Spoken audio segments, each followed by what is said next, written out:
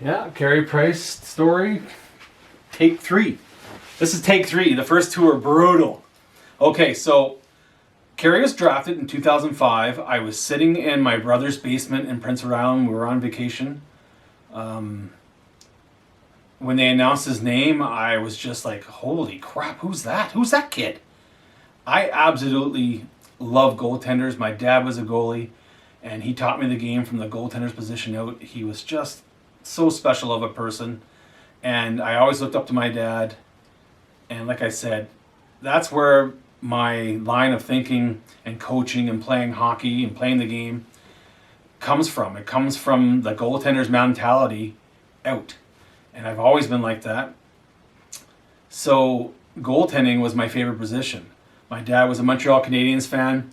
He passed away this past summer. It was just so unexpected and horrible. Like, I've lost special people in my life through the infantry and through my wife's family and, people in general. But when Dad died, that was different. It was a different pain. And it's life, unfortunately. But anyway, I am the way I am because of him. And this story all leads up to Carey Price. It's crazy how everything clicks in life. There's a purpose for everything. It's almost like it's fate. And so when they drafted Carey Price, I was like, oh my God, who is this kid? And then I said, oh my God, they drafted an English goaltender. Not knowing Carey's heritage, I had no idea who this kid was. But I tell you, in 30 seconds, I was all over the internet looking for information. And I read his stats, I read his profiles, I read his different stories from Tri-Cities. And I loved everything about him. And I instantly, man crush right there. Poof. Sorry, Angela. Yeah. Back then I was, 30 years old almost? No, 30 something? Whatever. Yeah, I had a man crush on your boy. And that's not creepy at all now, is it? So we drafted Carey Price.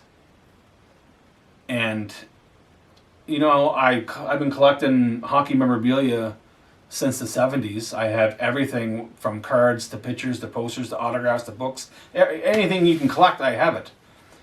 And so I started my Carey Price collection because he's a goaltender, plays for my favorite team. I love the goaltender position. I started collecting his stuff, and all I could find in the first couple of years are his WHL cards, which is great. I collected that. And I started a little website. I don't remember the name of it. I started a website, and after a couple years, Carey's got 2 years in Tri-Cities after he was drafted, I think, or maybe one. One, maybe. I don't remember. And my collection was getting pretty big. And I was well known in the hobby community. Well, I like to think I was well known. Shelley 2000 was everywhere on the hobby boards. And I guess I get this email one day from some lady in Tri-Cities. And it's Carey's billet. And she said, hi Shane, I'd just like to let you know that I'm Carey's billet. And he was surfing the internet and he found your website and he loves your collection. And that's when the story started. I started sending stuff to Carey for him to have and for me to have for autographs. And through Jill, Carey's billet, and Dennis, we formed a friendship online. And we're not best buds. We don't hang out. I don't talk to him on the phone. I don't text him. But I was respectful of his privacy, and we had something in common. He loved the infantry, the military in general, as you can tell by the way he stands during the anthems. That's the way to stand there, ladies and gentlemen and boys and girls. You kids out there, when you're listening to the national anthem, your arms are at your side and you're standing straight up and your chest is out and you're proud. And that's how Carey stands for every anthem. He does not move until that last note is sung. And that's the way I was brought up. I spent my whole adult lifehood in the infantry. Lifehood? Did the East Coast accent kick out there? I spent my whole life in the infantry, my adult life anyway. So I was very respectful of our flag, of our country, of our citizens. And Carey Price is just perfect. He is. But there's got to be... Oh, I don't want to get into that yet. I should stick to the plan. So yeah, he's drafted by Montreal Canadiens. He's having a great WHL career. He's going to play for Team Canada in the World Juniors. He was the best goaltender there, best MVP. Maybe he wasn't MVP. It doesn't matter. But I know he won some awards. He got the gold medals and got gold medals everywhere. And I emailed Jill one night, and I said, Jill, I don't think when he leaves Tri-Cities and goes to Hamilton, tell him to wear the number 29, because that'll drive Montreal fans insane if he's wearing Ken Dryden's number. And Ken Dryden, before Price, was my ultimate favorite goaltender. Tretiak, it was the other man. But I said, Jill, please have Carey wear 29. And I'll see him in Winnipeg on the ice when they... well, no, I didn't say that because we didn't even know what was going on then. So he goes to Hamilton. I don't know what number he's wearing. All I know is Halleck's wearing 1, and I can't remember the other goaltender. And so it ends up that Hamilton, he goes there with like 4 or 5 games left in the regular season. And they make the playoffs, and they're having a good round, and they end up playing the Moose in one of the other rounds. So the Hamilton Bulldogs go to Winnipeg, and Jill and Dennis and the Pickard family are all there. And funny enough, they're sitting one section or 2 sections to my left and a few rows behind. But anyway, before that even all happens, Jill emails me. She says, Shane, if you go to Winnipeg, we'd like you to meet Carey after the game. And I was like, yeah, sure, why not? Why not? What are you going to do, right? You're not going to say no. Like, he's just a kid. I mean, I'm just a soldier. I'm just an infantry sergeant. So I was pretty excited. And I told the kids and I told Lori, yeah, we're going to go to Winnipeg for the Moose series. And after the game, we're going to go meet Carey. And my boy Matthew, who was, he would be 7 years old at the time. And Megan would have been 3, maybe 4, 3. They're like, Matthew was excited because he's a hockey kid. And he loves the Penguins. But he's a closet Montreal fan now. So yeah. So we're sitting we're sitting in the pregame, waiting for the players to step onto the ice. And Carey comes out and he's wearing the number 29. And my jaw, just like the draft, my jaw just went, oh my God, he's wearing 29. And right off the bat I'm thinking, oh, he listened to me. No, that's not how it worked. So he had a great game. He was first star. They won 3-1. I took lots of pictures. I actually took pictures of Jill and Dennis and the Pickard family in the background, not even knowing they were there. It's just, I was taking some pictures of these kids, and Jill and them happened to be right behind them. So when I show you the pictures throughout the video, you'll see that they're there. And so Carey is wearing the number 29, and I'm like, oh my God, he listened to me. This is great. Oh my God, the stories I'm going to have. And that's not the case at all. After the game was over, excuse me for a second, I'll pull an eyelash. After the game was over, we went downstairs into right beside the Bulldogs dressing room. And all the Pickard families there, Chet and Calvin, I believe, well, Chet was Carey's backup, or I shouldn't say backup because in the WHL, it's a tandem. So Chet was there, and he was drafted by the Preds, I believe. And Calvin was there, and Calvin Pickard he would have been 15, because I asked him, oh, do you play hockey as well? He says, yeah, I just got drafted into the WHL. I'm like, oh, good for you, kid. Good job, man. And Calvin's still playing somewhere. I don't know where right now. I think Chet's overseas. Doesn't matter. So we're standing downstairs, and Carey comes out, and when you're a fan, you don't want to be so aggressive that, oh, step away. Like, you don't want to be turned into that stalker kind of fan. So I kept the family back, and I let Carey say hi to his dad and his friends and Jill and Dennis. And for 10 minutes they were just talking. I'm just sitting on the wall listening, and I don't know if Carey even knew who I was, but no, he didn't, because Jill introduced me. And we took our pictures with him and everything, and it was so much fun. And then he went back to the Pickards and his friends. And I went over to introduce myself to Jerry, because Jerry's just basically, he's like 10 years older than I am. And he's awesome because his history, I mean, he's a goaltender. So of course I'm going to be in love with Jerry too. Sorry, Jerry. And we spoke for about a half hour, and it was I don't remember a single thing we said, except for, I said, Jerry, did he wear 29 because I told him? He says, no. Halleck was wearing 31, and the other number was taken. Number 1 was taken, so they gave him 29. I was like, oh, okay. Well, I was thinking, I told him. He says, no, it's good. And Jerry said to me, Shane, whenever you get all these pictures taken and done up, he gave me his address, his email address, and he says, send them here, and we'll have Carey sign everything, and you can add them to your collection. And Carey signed everything. I'm pretty sure he signed the very first baseball he's ever autographed was from me. I can't think of anyone else that has an autographed baseball, and you'll see all that in the video. So that's how we met, and to this day we don't communicate, even though I act like he's the world's greatest guy, but he is. Carey's done more with less his entire career. And what I mean by that is, I'm not putting the organization down. It's just that he was so good, it kept the organization from getting better. And there's nothing wrong with that. It's a hard way to play hockey. And I can't imagine the pressure of being that goaltender in Montreal. There's being the goalie in the NHL, which is hard, but being a goaltender in Montreal, it's another level that none of us can even imagine.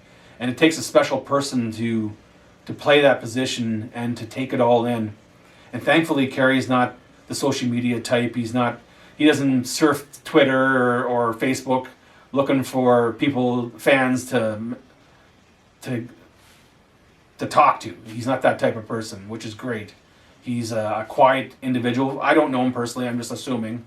He's a quiet, perfect guy. But we all have our points in life where the brain says, I'm out. I'm at that point in my life too. I have PTSD, I have mental illness, depression, because of all my entire career was one adventure after another, but sooner or later the adventures stop and your brain says, I'm done. And I'm not sick. How's that say? No, I'm not weak, I'm sick. But in the infantry, we had a hard time acknowledging that. And to this day, I'm sure I've had some past NCOs who were like, oh, look at Shane Oliver now, what a big baby. I don't care about you guys and your opinions. But what I'm trying to get at is, in order for me to live now, I have a mental checklist that I go through every day. And Carey, I don't know what's going on right now with you, but I feel like I can help anybody with my illness. So I do. I'm always online, trying to help people. I've given a PTSD presentation for the Brandon firefighters. Hockey Brandon, I gave a concussion awareness training with them. I've done multiple stories online through Stu Cowan, and I can't remember the rest of the people who, I'm so sorry. But my Google Shane Oliver concussions, and you'll read my whole life story, and there's going to be information in there that will help people with mental illness. But just quickly, I have to say this. I have a checklist. I go through this checklist every day, and if I miss a step, it's going to be a bad day the next day. So number 1 is I don't abuse alcohol or drugs. I don't do any drugs, like marijuana or anything else. And keep in mind, this is me. This isn't not going to apply to everybody, but it's maybe something that someone can try. So I don't abuse alcohol and drugs. Alcohol, as you know, is a depressant, and it's an ass kicker. Coffee. I love coffee. I love coffee with French vanilla, but I can only have 1, maybe 2 cups a day.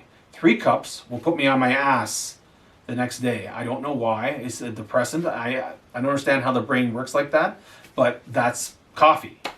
You got to stay away from that.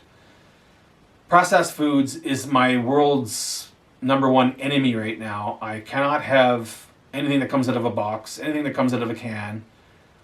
Fast foods, well, I shouldn't have fast foods anyway, but I can't have fast foods. It's not good for me. It's not healthy for me, and it's not healthy for my brain. I have to eat lots of dark berries, blueberries. I love blueberries. And if I go 3 or 4 days without dark berries, something happens. And when I say something happens, it's like I'm a completely different person inside. It's very dark, very depressing. And I don't show people that side. I stay home whenever those days are bad. Sometimes in the wintertime, it's 4 or 5 days at a time because of the weather.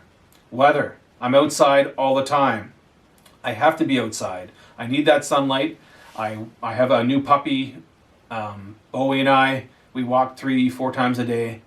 I exercise on my treadmill. I lift weights. If I didn't drink so much beer, I'd probably be 165 pounds, but I like beer and I like pizza and I like ice cream. The last 3, I'm not supposed to do. So I understand there's limits, and I don't abuse those limits.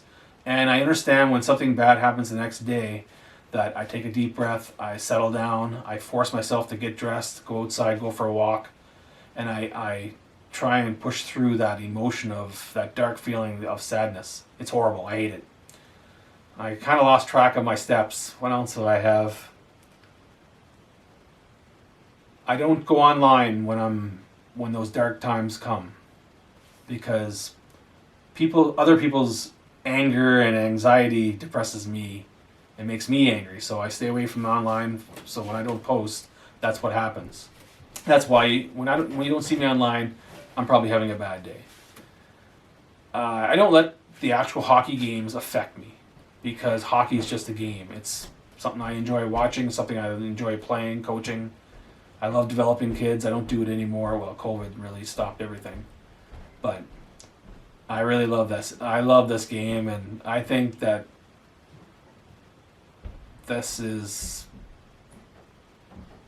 it's awesome. Sorry, my wife is upstairs walking around.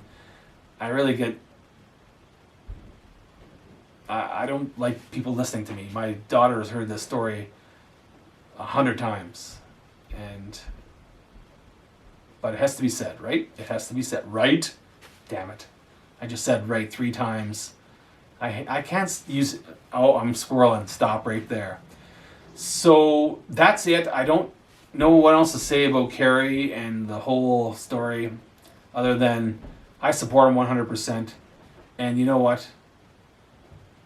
He's just an awesome guy. And for everyone who puts him down, you're wrong. And it's inappropriate. And I wish you could be more like the rest of us who support our Montreal Canadiens and our Carey Price and Shea Weber and the rest of the gang, because they're awesome. Win or lose, I don't care. The Montreal Canadiens, they rock. And Carey, I have one last thing, and this only applies to me. I can't believe how this went from a story to I'm actually talking directly to Carey, and I know I'm not.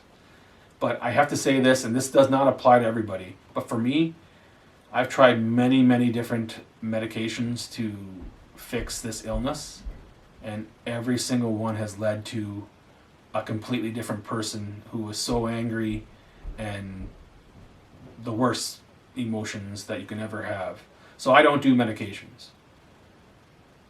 And like I said, Carey, I don't know what's going on with you, but if you were on different medications with your surgery, there's a good possibility that that's what changed you. Again, this could be about something else, I don't know. But I'm just letting you know that's what happens with me. So I'm here with you, buds. I don't know what else to say. Just, you take care of yourself, because your family loves you, your friends love you, your team loves you, your fans love you, and your kids, they freaking love you. My kids, I live every day for them. And then when they have kids, I'm going to live every day for them. I'm not leaving this earth. I'm not going to be a statistic. And I'm proud of what you did, because it's hard. It's hard when you have that competitive mentality. In the infantry, we're the same way. A lot of us wanted to be number one, and I was good at my job, and I lost it all because of mental illness. And I'm not ashamed of it now. I was then. Oh, I was 270 pounds. I'm 5'6". Buds, 5'6", 270 pounds. You're the shortest, fattest, fat kid on the planet. Anyway, I'm down to 230. I hope to be 200 by Christmas. We'll see. Oh, here comes Lori. She's going to ruin the whole segment. I did this all in one cut. So that's it. I got nothing else to say. Go Habs, go.